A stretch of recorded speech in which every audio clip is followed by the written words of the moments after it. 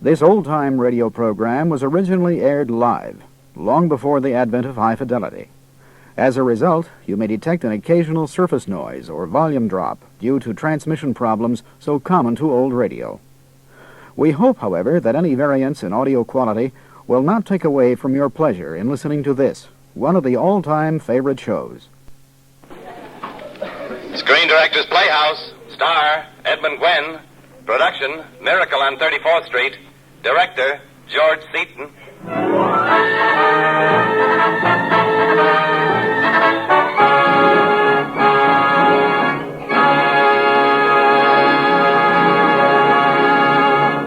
This is the Screen Directors Playhouse, the Thursday night feature on NBC's All-Star Festival of Comedy, Music, Mystery, and Drama, brought to you by RCA Victor, world leader in radio, first in recorded music, first in television. Chesterfield, the only cigarette that combines mildness with no unpleasant aftertaste, the cigarette that brings you Bing Crosby and Bob Hope, and the makers of Anacin for fast relief from the pain of headache, neuritis, and neuralgia.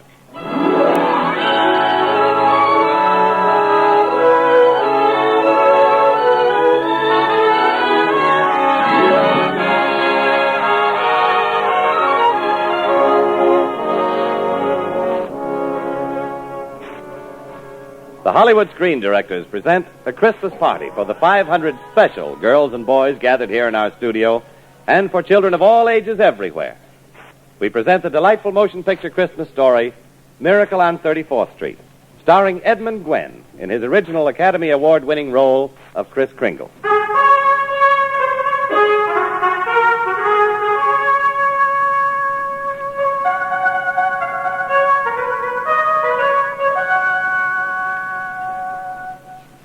There is something electric about Christmas time in New York. From Thanksgiving on, the air is charged with excitement. And it's on Thanksgiving Day that Macy's Christmas Parade is forming for its joyous annual trek down Fifth Avenue. On the sidewalk, watching the bustle and commotion, stands a little old man. Resting easily on his cane, his bright eyes dart over the scene. He strokes his flowing white beard. And as he sees the parade Santa Claus in front of him, a merry smile turns his face into a mass of happy wrinkles. If you were to see him, you would think instantly of your own chimney, stockings hanging from the mantel, and that very face smiling at you from the flames of your fireplace. Suddenly his brow darkens, and he strides importantly forward. Hello there. Hello yourself. I'm sorry to interrupt you, but you're making a very serious mistake. Huh? With the reindeer, I mean. You've got Prancer where Blitzen should be. And Dasher should go on my right-hand side. Oh, he should, Judy. Oh, yes. Look, Bud, I'm busy, see? And Are you having trouble with your whip? It's none of your darn business, but I'm all snarled up in the doggone thing. Here, I'll help you. You see, it's all in the wrist, and... You've been drinking. That's cold. Man's got to do something to keep warm. You ought to be ashamed of yourself. Don't you realize there are thousands of children lining the streets waiting to see you? Children who've been dreaming of this moment for weeks? You're a disgrace to the tradition of Christmas, and I refuse to have you malign me in this fashion. Who's in charge of this parade? Oh, go away. If you don't tell me who's in charge here, I'll tell the police officer that you're drunk. All right. Mrs. Walker. There she is, across there. Oh. The one in blue. Thank you. Mrs. Walker? Yes? Oh, you! What do you mean taking your costume off? Now you get dressed and get back up on your float. Me? Oh, I'm very sorry. I thought you were our Santa Claus. Your Santa Claus is intoxicated. Oh, no. Don't tell me. Shameful. I won't stand for having these children disappointed. Well, Why, Sue... I wonder, could you be Santa Claus? Have you had any experience? Well, a little. Would you? Please? You've got to help me out. Madam, I am not in the habit of substituting for spurious Santa Clauses. However, these children mustn't be disappointed. No, I'll do it. Oh, thank heaven. You'll never know how grateful I am. Get on your float, Santa, and thank you. Oh, Mr. Shellhammer? Yes? I turn it over to you, Mr. Shellhammer. You've done a magnificent job on it. And your new Santa Claus looks wonderful. Why, I hadn't noticed him until just now. He's the best we've ever had. Where'd you find him? I just turned around, and there he was. Well, I'm glad you turned around. I mean, I'm glad he was there. You just think if Mr. Macy had seen the other one. Just think if Mr. Gimble had seen the other one. Oh, don't even say that. What are you going to ride in the parade? Subway. I'm going home and getting a hot tub. And I might stay right there until next Thanksgiving.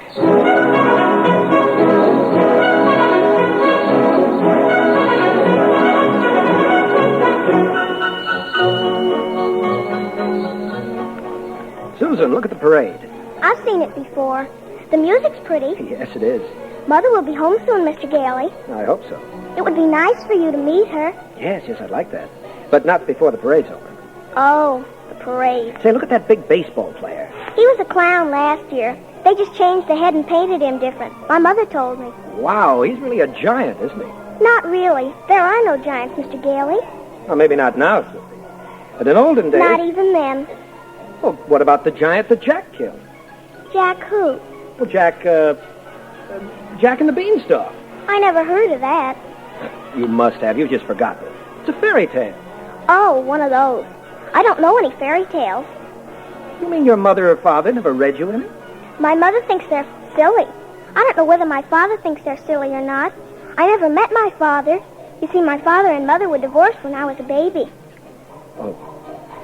Well, that baseball player still looks like a giant to me. People sometimes grow very big, but that's unnormal. Your mother tell you that, too? Yes? Well, hello. I'm Fred Gailey, Mrs. Walker. Yes, I know. Susie's told me quite a bit about you. Oh, thank you. Hello, dear. How was the parade? Much better than last year. Well, thank you. I hope Mr. Macy agrees with you. I'm so glad you came in, Mr. Gailey. I wanted to thank you for being so kind to Susan. Theo told me you took them both to the zoo yesterday. Yes, that's right. But I must confess that was part of a deep-dyed plot. Oh. I'm fond of Susie, very fond of her. But I also wanted to know you. I read somewhere that the surest way to meet the mother was to be kind to the child. Well, it worked. What a horrible trick. The parade's almost over. Mother, here comes the Santa Claus. Oh, don't even mention the name. He's better than last year's. At least this one doesn't wear glasses. I see she doesn't believe in Santa Claus either. No, of course she doesn't. No Santa Claus, no fairy tales, no fantasies of any kind. Is that it? That's right. I think we should be realistic and completely truthful with our children. Not let them go up believing in a lot of myths and legends, like Santa Claus, for example. I see. Yes. Well, Mrs. Walker, I'm so glad to have met you at last. I do hope you'll let me drop in again. Mother. Yes, dear. I was thinking, we've got such a big Thanksgiving turkey for dinner, and there are only two of us. Couldn't we invite Mr. Gailey? Couldn't we? Well, dear. Oh, please, don't even think about it. It's an awful big turkey. Well, it's not that, dear, but I'm sure Mr. Gailey has other plans. No, he hasn't. He said so, and he told me to ask you. Oh, dear. Didn't I ask all right, Mr. Gailey? Dinner's at 3 o'clock. Thank you. Thank you very much.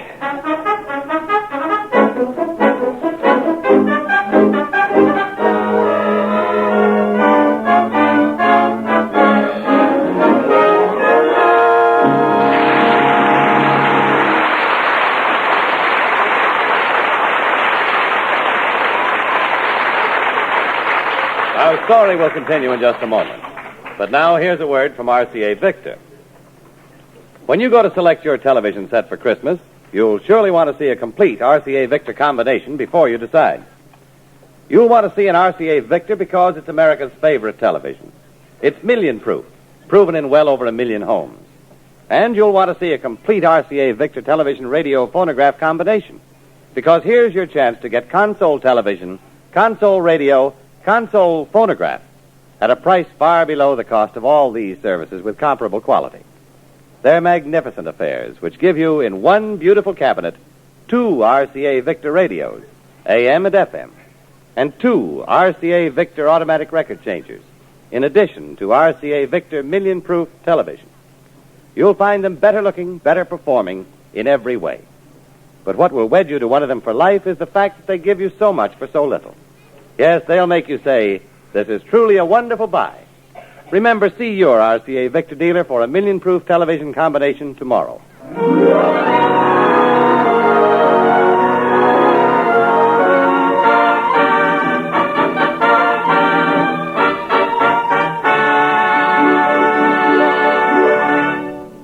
Here now is Act Two of the Screen Directors Playhouse presentation of Miracle on 34th Street, starring Edmund Gwenn as Kris Kringle.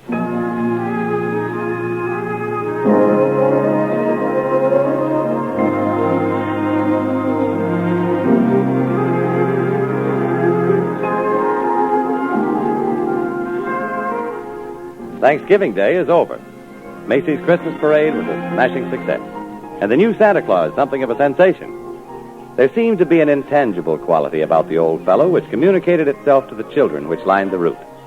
Mr. Shellhammer has persuaded him to come down to the store the next morning and try his hand in the toy department. As we look into the employees' locker room, we find Chris in a magnificent Santa Claus costume just pulling on his boots. Good morning, good morning. Morning. My, what a striking costume. Did we provide you with that? Oh, no. I've had it for years and years. I see.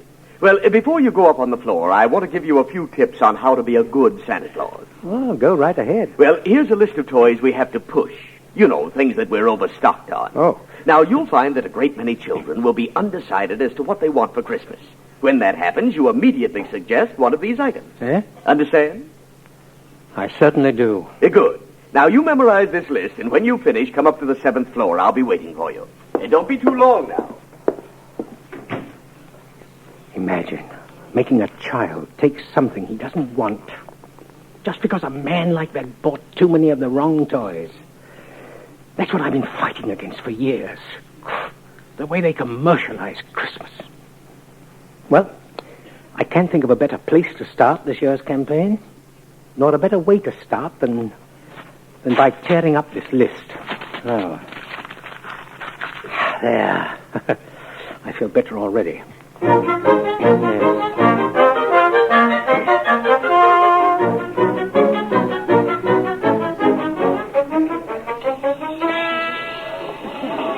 Santa Claus, my name is Peter. Peter? Oh, yes. Peter's a fine name. And what do you want for Christmas, Peter? I want a fire engine, just like the big ones, only smaller. That's got real horses, and it'll squirt real wet water. And I won't do it in the house, just in the backyard. It'll cross my heart and hope to die. Oh, well, Peter, I can tell you're a good boy. You'll get your fire engine. Oh, thank you. Thank you very much. See, Mom, I told you he'd get me one. Well, yes, dear. Now, you run over and look at the toys. Mummy wants to thank Santa Claus, too. Okay. What do you mean by saying a thing like that? You saw me shake my head at you. I was trying to tell you I couldn't find one. I've looked all over. They're just not making that kind of fire engine. No. You don't think I'd have said that unless I was sure, do you? Let's see what my little book says. Now, here we are. The Acme Toy Company at 246 West 26th Street. And they're only $8.50. A wonderful bargain. You're recommending this company? Oh, I keep track of the toy market pretty closely. Well, does that surprise you so? Oh, it's not that so much, but what really bowls me over is that Macy's is sending me to another store. Well, the only important thing is to make the children happy, isn't it? And whether Macy or somebody else sells the toy doesn't make any difference. Well, don't you feel that way? Yes, but I never dreamed that Macy's did. Well, as long as I'm here, they do.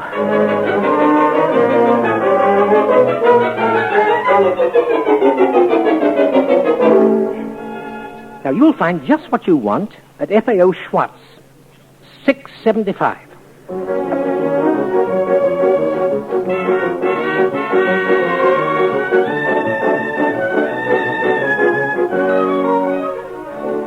Now, Bloomingdale's has exactly what the little girl wants. $2.49, that's all. But for Johnny's wagon, I'd suggest you, yes, I suggest you get it here. We have the best wagons in town.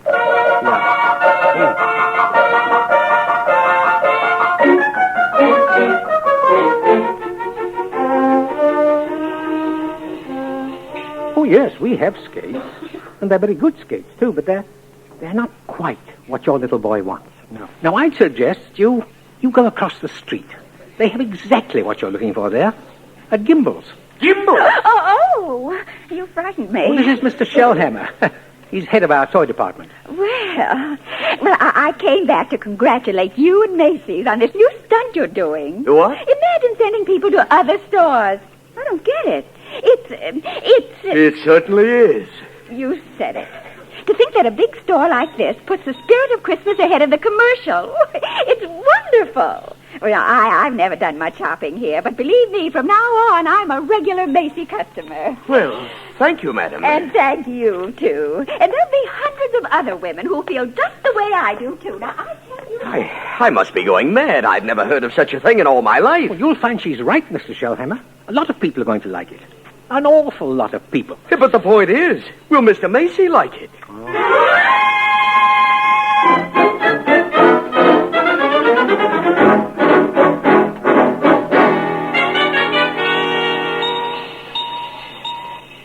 Like an awful silly thing for us to be doing, Mr. Gailey. Well, I thought as long as we were in the store, you might as well say hello to him. Why? Because maybe when you talk to him, you'll feel differently about Santa Claus. Maybe. Hello, young lady. Would you like to come up and sit on my lap? No, thank you. No? What's your name?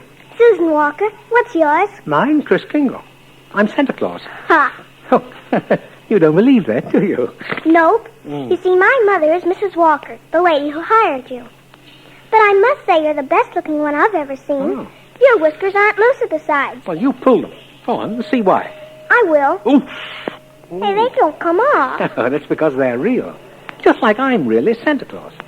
Now, what would you like me to bring you for Christmas? Nothing, thank you. Oh, now, you must want something. Whatever I want, Mother will get for me.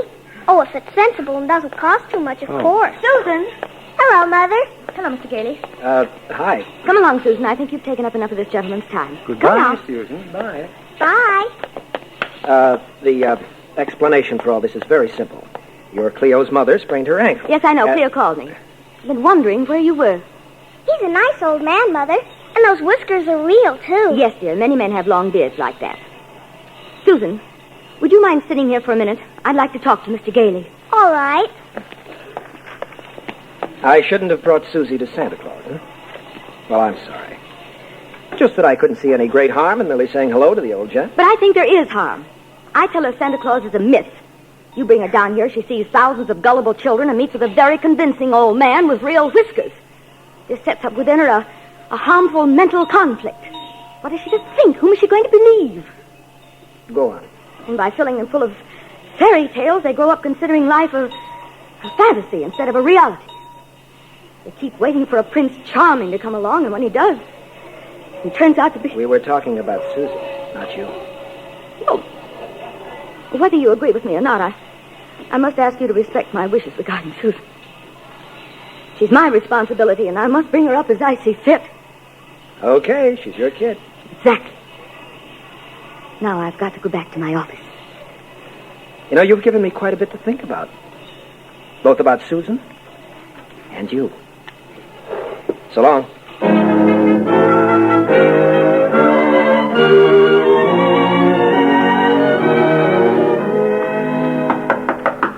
Come in. They said you wanted to see me, Mrs. Walker. Yes, please come in. Hello there, Susan Walker. Oh, it's good to see you again.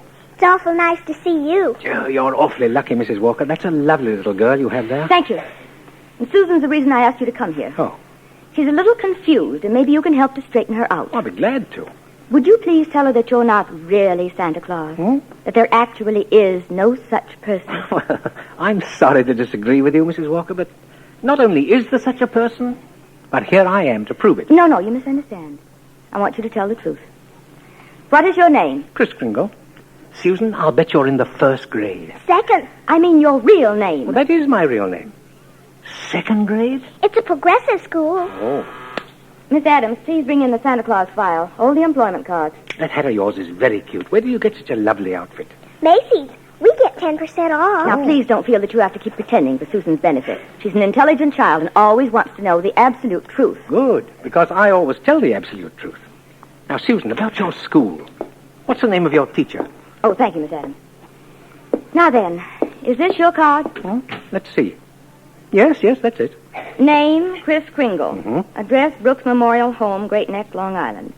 Age, as old as my tongue, and a little bit older than my teeth.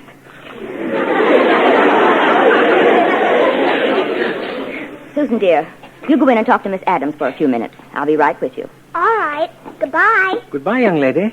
Hope to see you again. Thank you. I too. I'm sorry, Mr. Kringle. I'm sorry, but we're going to have to make a change. Change? Yes, the Santa Claus we had 2 years ago is back in town, and I feel we owe it to him to come. What? Have I done something wrong? No. Excuse me. Mrs. Walker.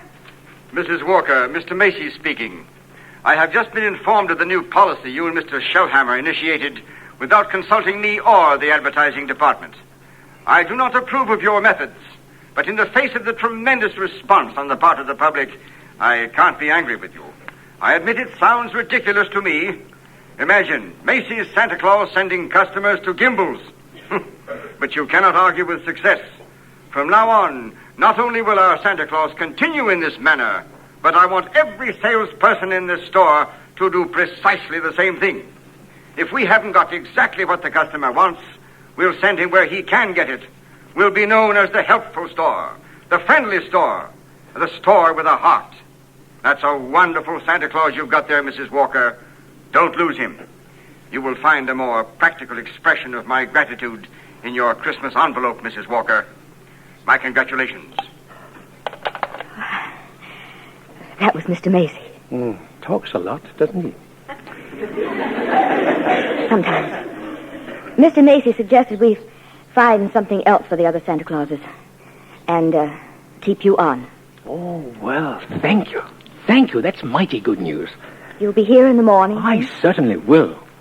You see, this is quite an opportunity for me. For the last 50 years or so, I've been getting more and more worried about Christmas. It seems we're all so busy trying to beat the other fellow in making things go faster and look shinier that Christmas and I are getting sort of lost in the shuffle. Oh, I don't think so. Christmas is still Christmas. Yes, Christmas isn't just a day. No, it's a frame of mind. And that's what's been changing. That's why I'm glad I'm here. Maybe I can do something about it. And I think you and Susan are going to help me more than anybody.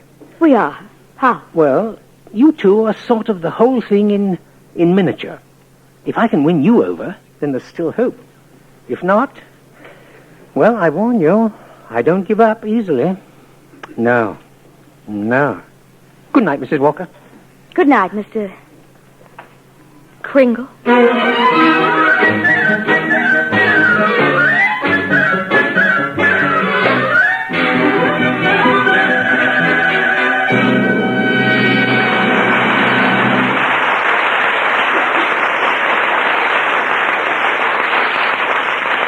And now, folks, let's eavesdrop on Bing Crosby and Bob Hope in their dressing room, discussing their sponsor.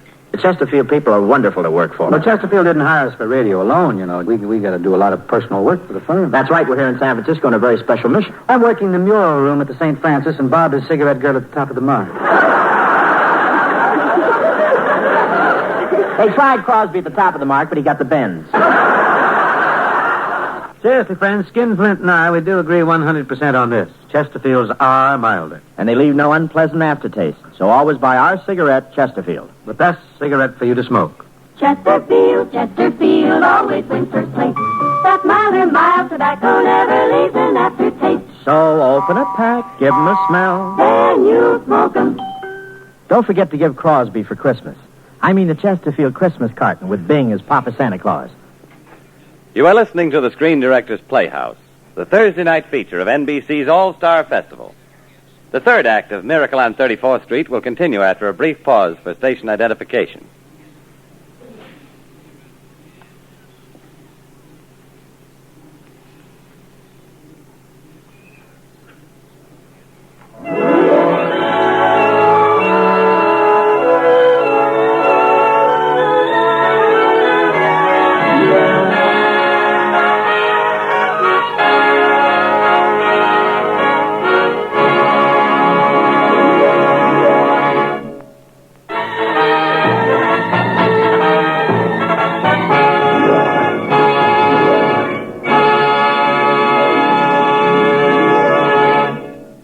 Now for the third act of the Screen Directors Playhouse presentation of Miracle on 34th Street, starring Edmund Gwenn in his original role of Kris Kringle.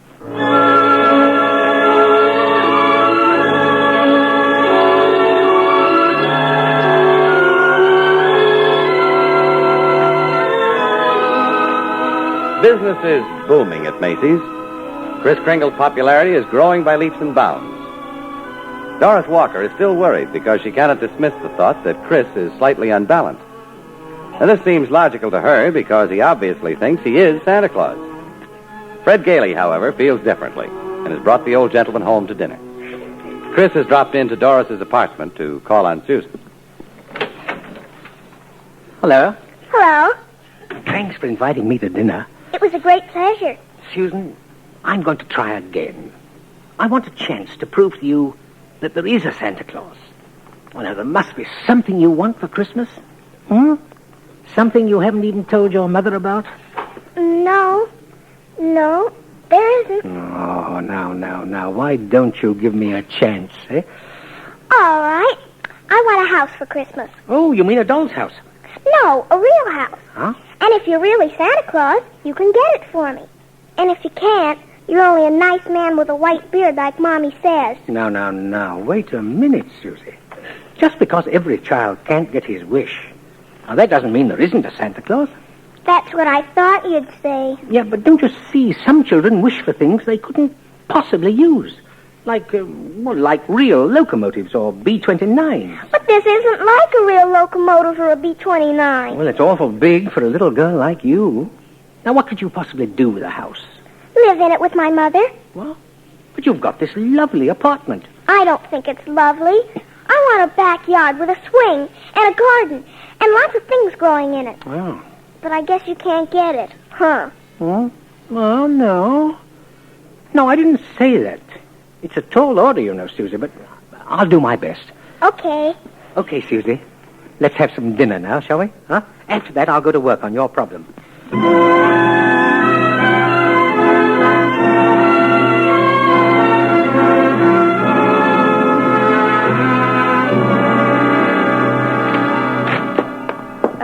Good morning, Mr. Sawyer. Good morning, Mrs. Walker. I would like to ask that you give Mr. Kringle our test, if you will. Oh, yes. He's our Santa Claus, isn't he? And his name is Kringle. How fascinating. How do you do, Mr. Kringle? How do you do? I must say that's a very ingenious name to have chosen. It did get you the job, didn't it? Or vice versa. What? I'll leave you two. Will you call me later, Mr. Sawyer? Yes, of course. Now, Mr. Kringle. Yeah? To start out with the test. Who was the first president of the United States? George Washington. How much is 3 times 5? 15. How much did you say? 15. You're rather nervous, aren't you, Mr. Sawyer? Did you get enough sleep? My personal habits are of no concern to you. Now, how many fingers do you see? 3. Oh, you bite your nails, too. Oh, that's often a sign of insecurity. Kringle, you will pay attention to what I'm saying. Oh, I'm sorry. I was just trying to help. I did not call you in here to help me, Kringle. I called you in here to find out about you, and I'm certainly finding out. So did I answer the questions wrong? I'm asking the questions, you old screwball. I don't believe that Mrs. Walker intended me to have this kind of examination. What? No. I have great respect for psychiatry and great contempt for muddlers who go around practicing it. Why, you... Are you a licensed psychiatrist? What? Well, that is none of your business. I thought so. Mr. Sawyer, you are a phony. You ought to be horsewhipped. How dare you? Now, you leave this office immediately. I shall, but before I do, you listen to this. Now, either you stop analyzing, as you call it, at once, or I'm going to tell Mr. Macy what a contemptible, malicious fraud you are. You get out of here before I throw you out. I wouldn't try that. Get out of here. There's only one way to handle a man like you. You won't listen to reason. You're heartless. You have no humanity. Are you going to leave? Yes. There's only one way to handle your kind. My cane, if you please. Thank you. Oh! Good day, Mr. Sawyer.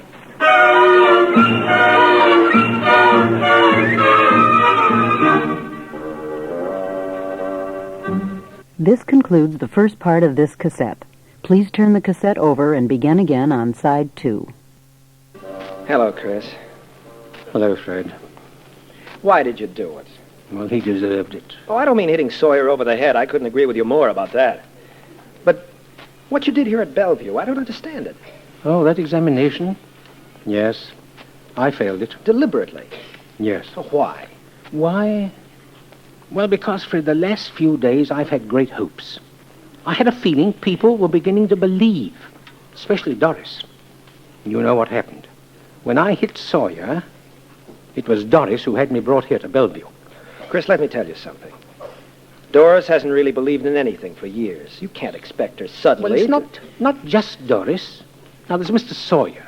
He's contemptible, selfish, deceitful, vicious, and yet he's out there and I'm in here. Now, what makes him normal? Because he conforms to a pattern, because he thinks and acts like the great majority. So, we've got a world full of Sawyers, and if that's normal, I don't want it. No. That's why I answered the questions incorrectly. But, Chris, you can't just think of yourself. What happens to you matters to a lot of other people. People like me who believe in what you stand for. And people like Susan who are just beginning to. Huh? You can't quit. You can't let them down. No. No, I didn't think about Susan. No. You're right, Fred. Quite right. How do we get out of here? It's not going to be easy. Well, you've got to get me out. All right, Chris, I'll do my best. Oh, and while you're working on it, Fred, work on something else for me, too. Your case is going to be a full-time job all by itself. Yes, but you're rather fond of Doris Walker, aren't you? I'm in love with her. How do you think she feels about you, Fred? I think if I could just crack that shell, maybe she'd be in love with me. If I could just get her to break down, just once. Why don't you take her out more? I've tried. She's too busy with her job. Well, that's what I want you to do for me, Fred. Try a little harder. You know, those two are a couple of lost souls, and it's up to us to help them. Now, I'll take care of Susie if you'll take care of her mother. It's good enough for me, Chris. One more thing. What? Do you like living in Manhattan? It's all right, I suppose. Of course, someday I'd like to get a house out on Long Island. Not a big place, just one of those junior partner deals around Manhasset, you know? Yeah. Yes, I know the kind you mean. Why? Why what? Well, why did you ask that? Oh, I don't know, Fred. It just seems to me that as soon as Christmas is over every year, I get good and sick of the city, too.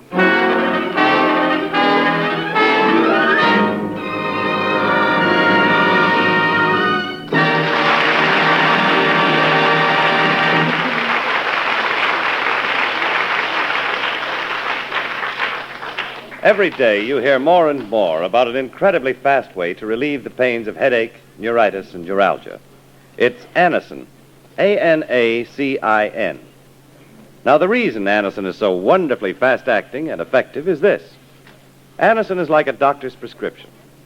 That is, Anacin contains not just one, but a combination of medically proven active ingredients in easy-to-take tablet form.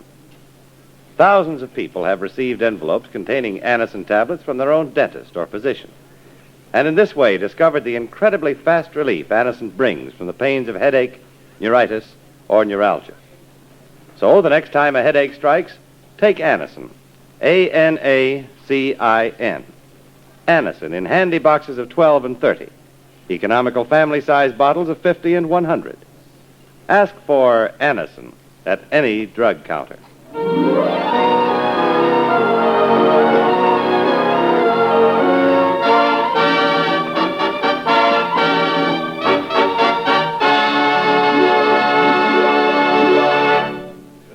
And now back to our story. Miracle on 34th Street, starring Edmund Gwenn.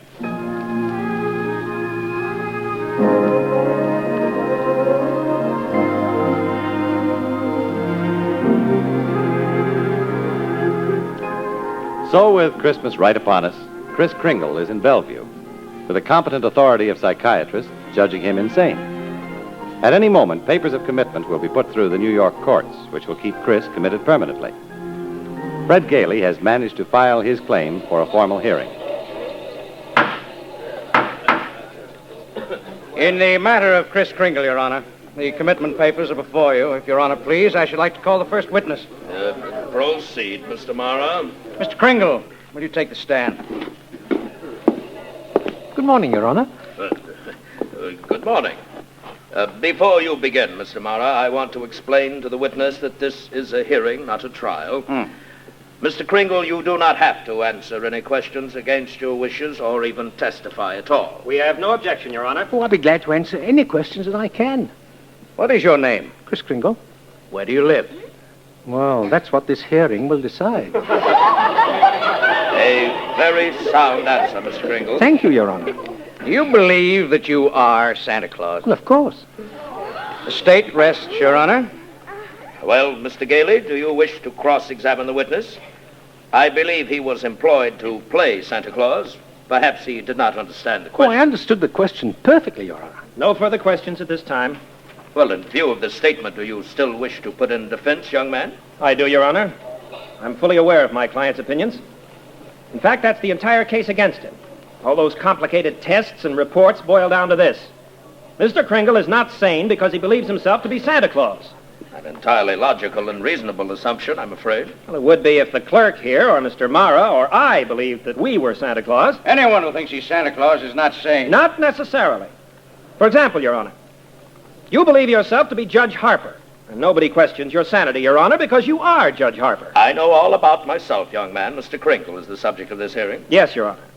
And if he is the person he believes himself to be, just as you are, then he is just as sane. Granted, but he isn't. Oh, but he is, Your Honor. Is what? I intend to prove that Mr. Kringle is Santa Claus.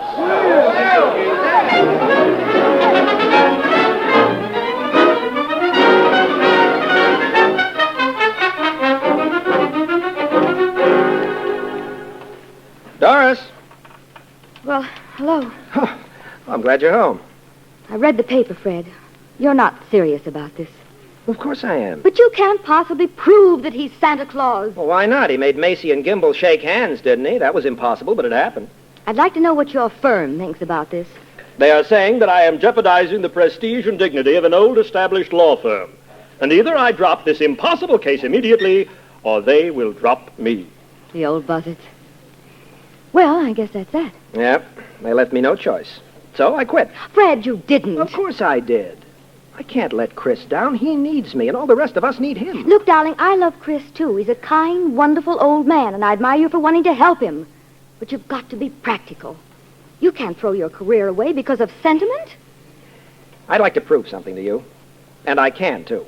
Turn on the radio. Why? Because I want to show you what's happened lately with sentiment. It's become darn good business. It's all over the place. Everybody's doing it. Here it Ladies comes and now. gentlemen, Listen. The car of the year is a good car. Please don't misunderstand. There are many good cars. They're higher priced and lower priced. If you'll bring us an idea of your requirements, we'll tell you very honestly whether we think ours is the car for you. If not, we'll recommend cheerfully the car you should have regardless of who makes it. Hear that? A year ago, that company would have killed themselves before okaying copy like that. And what's happening?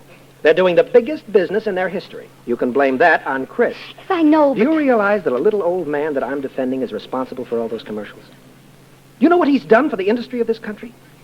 Maybe it's because public response has made it impossible for advertisers to be anything but generous, but it's his fault. He started the whole darn thing. But you can't toss everything out the window because of a sentimental whim. Darling, one experience doesn't make a life.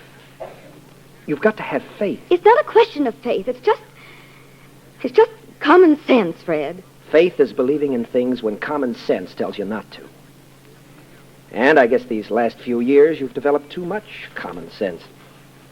And yet, with all my common sense, I was just beginning to think it would work out for us. So was I. But can I help you with the tree? Thanks, I can do it. Well, good night. Good night.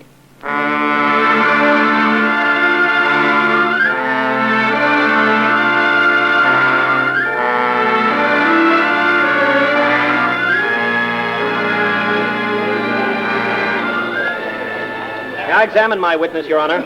Proceed, Mr. Gailey. Thank you. What is your name, sir? R.H. Macy. Mr. Macy, if you recognize the gentleman seated over there, will you please tell us who it is? Chris Kringle. Your employee, is he not? Yes. Do you believe him to be truthful? Yes. Do you believe him to be of sound mind? I certainly do. Mr. Macy, you're under oath. You really believe that this man is Santa Claus? Well, he gives every indication. I asked you, Mr. Macy, do you believe that this man is Santa Claus? I do. That is all. Your Honor, I object to this testimony. It's ridiculous, irrelevant, and immaterial. Mr. Gailey is making a circus out of this court. There's no such person as Santa Claus, and everybody knows it. Your Honor, I would like to request permission for my client to answer Mr. Mara himself. Granted. Mr. Kringle, Mr. Mara, I submit that what you have just said is a matter of opinion. Can you offer any proof that there is no Santa Claus? No, I do not intend to. This is not a nursery. This is the New York State Supreme Court. I'll not waste this court's time with such childish nonsense. Well, I don't mean to be presumptuous, but Mr. Mara seems to have appointed himself judge here, Your Honor. He's now ruling on what testimony I may introduce. Your Honor, I demand an immediate ruling from the court. Is there or is there not a Santa Claus? The court will take a short recess to consider the matter.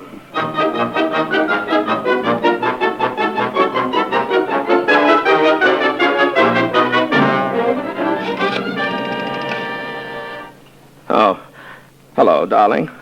Have you been listening to the broadcast of the trial? Yes, I'm in my chambers. Oh, I've never been in such a dilemma. Why? Well, listen, if I go back in there and rule there is no Santa Claus, we'd both better start looking for that chicken farm right now. No, I won't even get in the primaries. What? Oh, stop. Listen, the reason I'm a responsible judge. I've taken an oath. How can I seriously rule there is a Santa Claus? What will happen? Well, I'll tell you. I rule there's no Santa Claus. The kids read about it. They don't hang up their stockings. So what happens to all the toys that were supposed to be in the stockings? Nobody buys them. You think the toy manufacturers are going to like that? So they have to lay off a lot of employees, union employees. Now you've got the CIO and the AFL against you. The department stores are going to love you, too, and the Christmas card makers, the candy companies. Oh, honey, listen, as sure as you're my wife, if I do this, I can count on getting just exactly 3 votes at the next election. Our own and that district attorney, Mara's out there. Oh, and I just happen to remember that Mara's a Republican. Well, recess is over, my sweet. Career, too, maybe. I'll call you later.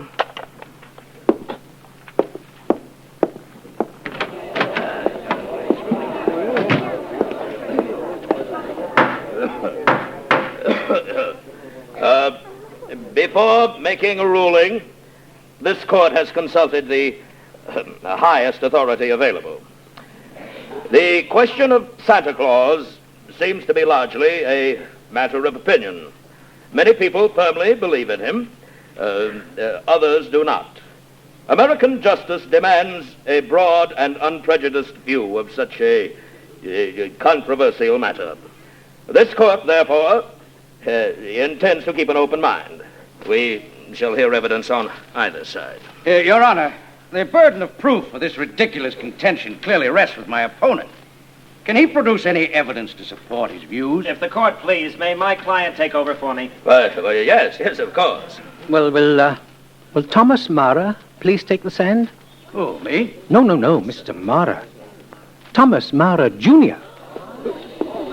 Yes. Now, Tommy, now. You know the difference between telling the truth and telling a lie, don't you? Gosh, everybody knows you shouldn't tell a lie, especially in court. Tell me, do you believe in Santa Claus, Tommy? Sure I do. He gave me a brand new sled last year, and this year I wrote him that I wanted a... And what does he look like? You? I object.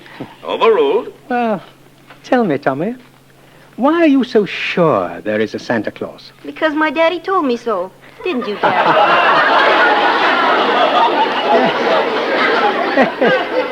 Yes, and you believe your daddy, don't you, Tommy? Huh? He's a very honest man. Of course he is. My daddy wouldn't tell me anything that wasn't so. Would you, Daddy? Thank you, Tommy. Thank you, that's all. Your Honor, State of New York concedes the existence of Santa Claus. But, in so conceding, we ask of Mr. Gailey and his client to cease presenting personal opinion as evidence. The state could bring in hundreds of witnesses with opposite opinions, but it's our desire to shorten the hearing rather than prolong it. I therefore demand that Mr. Gailey now submit authoritative proof that Mr. Kringle is the one and the only Santa Claus. Your point is well taken, Mr. Mara. I'm afraid I must agree. Mr. Gailey, are you prepared to show that Mr. Kringle is Santa Claus on the basis of competent authority? Not at this time, Your Honor. I ask for an adjournment until tomorrow.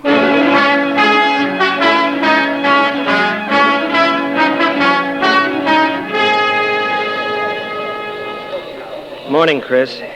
Morning, Fred. I'm afraid it's bad news, Chris. I've Oh? tried every way to get some competent authority. I wired the governor, the mayor. Never but I mind, can't- Fred. Now, this letter means more to me than all the governors and mayors in the world. Who's it from? Well, you read it. No time now. They're ready to start. Well, let me read just a bit of it. All right, go ahead. Well, listen, Fred. And I want you to know, Mr. Kringle, that I believe all you told me and everything will turn out fine. I hope you are not sad. Yours truly, Susan. Oh, P.S. Dear Mr. Kringle, I believe in you, too. Doris. So, our two lost souls have found themselves, huh, Chris? A little late for you, though. Oh, I don't matter, Fred. They finally found Faith. That's really important. Here, take a look at the envelope. Why? Well, see how it's addressed? Now, let me look at that. Yeah. Chris Kringle, New York County Courthouse, Center and Pearl Streets, New York City. Yes, and I have 2 other letters from children here, Fred. They're just addressed Santa Claus. But I got them. Are you ready, Mr. Mara? Yes, Your Honor. Mr. Gailey? My client will speak for himself, Your Honor. I'm going to make a quick phone call, Chris. Go ahead, son. I've got an interesting book here. Your Honor, the defense has yet to bring in one concrete piece of evidence to substantiate this preposterous claim. Not one competent, authoritative proof that this man is Santa Claus. On view of these facts, and especially since today is Christmas Eve, we're all anxious to get to our homes, I ask that you sign the commitment papers without further delay. Mr. Kringle, haven't you anything to offer? Yes, I have, Your Honor. I should like to submit some facts in evidence. They concern the Post Office Department, an official agency of the United States government. The Post Office Department is one of the largest business concerns in the world. Your Honor, I'm sure we're all gratified to know that the Post Office Department is doing so nicely, but it hardly has any bearing on the case. It may have a great deal, Your Honor. May I proceed? Oh, yes, by all means, Mr. Well, now, Kringle. according to this book of regulations in my hand, the United States postal laws make it a criminal offense to willfully misdirect mail or intentionally deliver it to the wrong party. Consequently, the department uses every possible precaution. Your Honor, the state of New York is second to none in its admiration of the Post Office Department. We're happy to concede all of Mr. Kringle's claims. For the record? Yes, for the record, anything to get on with this case. Then may I introduce these 2 letters as evidence, Your Honor? They are simply addressed to Santa Claus. No other address whatsoever. Yet they were delivered to me by bona fide employees of the post office. Now, could this be considered positive proof? 2 letters, Your Honor, are hardly positive proof. I understand the post office receives thousands of such letters every year. That is true, Mr. Mara. If I may interrupt, Your Honor. I should like to say that I have other exhibits, but I hesitate to produce them. We'd all like to see them, I'm Should sure. I get some more mail, Fred? Just watch. No. I apologize, Your Honor, for the staggering amount of evidence necessary, but you will notice being wheeled down the aisle 9 truckloads of mail. Every letter on these trucks is addressed to Santa Claus. The Post Office Department has delivered them. The Post Office is a branch of the federal government. Therefore, the United States government recognizes this man, Chris Kringle, as the one and only Santa Claus. Since the United States of America believes this man to be Santa Claus, this court will not dispute it. Case dismissed.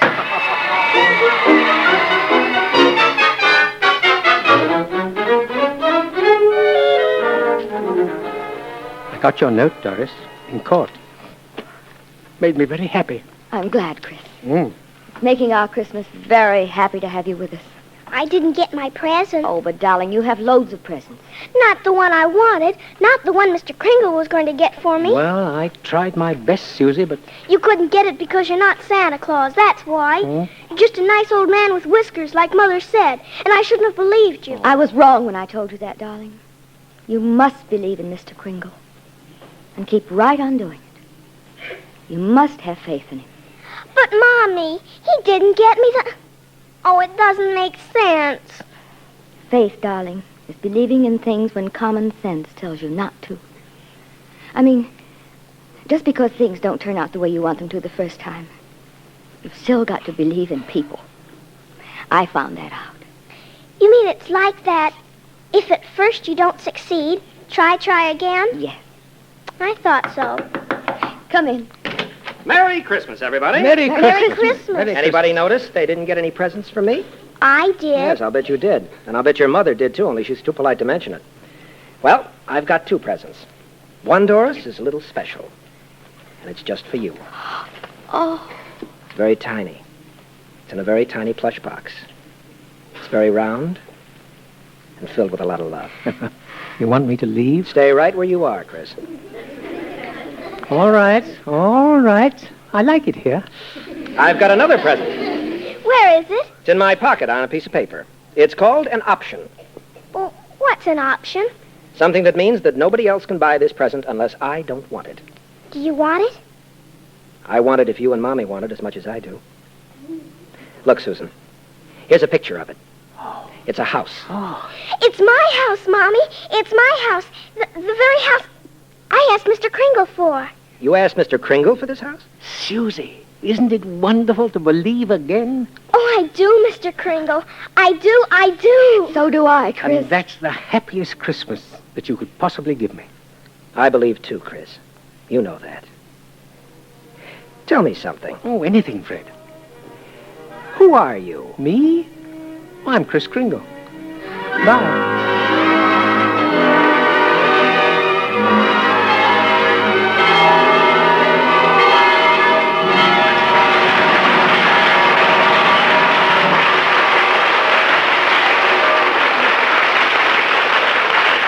Kris Kringle will return in just a moment with our guest director, George Seaton. But now, here's what happens when Bing and Bob meet on a shopping tour. Here we go. Where you been, genius? In some corner drugstore getting your kicks at the comic book counter? No, I was at the prescription counter admiring your picture on the iodine bottle.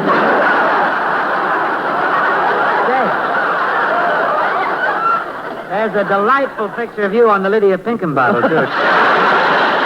Seriously, friends, Skinflint and I, we do agree 100% on this. Chesterfield is the cigarette that everybody ought to be smoking. Right, and they will, Bob, when they find out how easy it is to prove that Chesterfields are milder. Sure, it's the easiest test in the book. Just get a hold of a pack of Chesterfields, then open them, smell them, and smoke them. Compare them with the cigarettes you've been smoking, and you'll find that Chesterfields do smell milder, and they smoke mild, too. Chesterfield, always wins first place.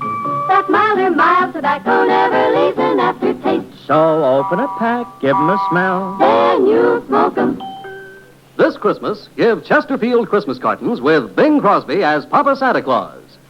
Next week, another great star recreates a memorable role on Screen Directors Playhouse as we present our adaptation of one of Hollywood's most unusual films. Our story will be Alias Nick Beale, directed by John Farrell. And our stars will be Ray Milland and Nancy Olson.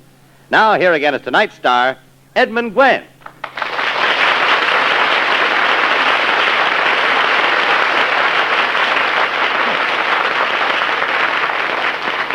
Well, thank you. Thank you very much. Our play, you know, isn't really over. It's true that the pages of our script have been acted out, but that's scarcely the end of Kris Kringle, is it? No. Anyway, not for the 500 girls and boys in our studio audience tonight. No, and not for you either, I expect. That's because the old duffer is completely timeless. And although this particular Kris Kringle doesn't seem to have any end, he did have a beginning. Yes. Yes, he began on the screen with one of Hollywood's most brilliant writer-directors. I'd like to introduce him to you now. The creator of Miracle on 34th Street and of such other films as Apartment for Peggy, The Big Lift, George Seaton. Thanks, Teddy. You know, we seem to be on the birth of a kind of a young tradition here. Well, it was just a year ago, George, that we did the same show, wasn't it? With the same wonderful audience of boys and girls. Another Screen Director's Christmas party, and Kris Kringle hasn't changed a bit. Well, that's one of the nicest things about playing Santa Claus. The part goes on, year after year. And, of course, we actors are very fond of those kind of roles. And directors are very fond of your kind of acting. Teddy, your performance in Miracle made a dream come true. Oh? Because when Valentine Davies and I started to write the screenplay, well, it's all we had to go on, a dream, an idea. Just a hope that we could capture on celluloid that thing called Christmas spirit, and Teddy, you're it. My dear George, the way I fill a Santa Claus suit to bursting, I don't quite fancy myself as a spirit. You're Santa Claus to the fingertips. And you've got an assignment. What, to give a performance? To give out the gifts that NBC is giving to these 500 youngsters. Oh, I'll accept that assignment, yes. You'll help, Mr. Director? I'll help, Mr. Actor. Good, then since I'm still Kris Kringle, I'm really the most appropriate one to wish the audience a Merry Christmas from all of us on the Screen Directors Playhouse. May it bring you the most precious gift of all, happiness. Good night. And so ends Screen Directors Playhouse, the Thursday night feature on NBC's All-Star Festival, brought to you by RCA Victor, world leader in radio, first in recorded music and first in television, Chesterfield, the only cigarette that combines mildness with no unpleasant aftertaste, and the makers of Anacin for fast relief from the pain of headache, neuritis, and neuralgia.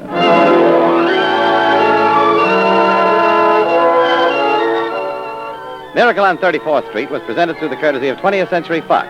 Watch for Richard Widmark in the 20th Century Fox Technicolor production Halls of Montezuma.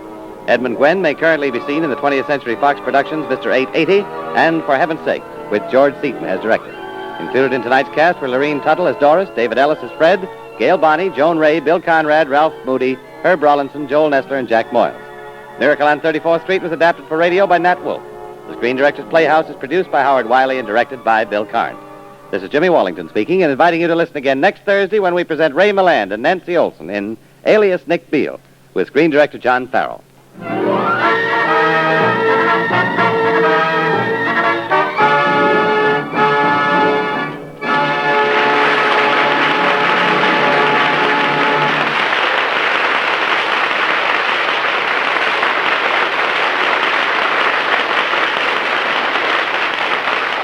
Listen again next week to Screen Directors Playhouse, the Thursday night feature on NBC's All-Star Festival of Comedy, Music, Mystery, and Drama.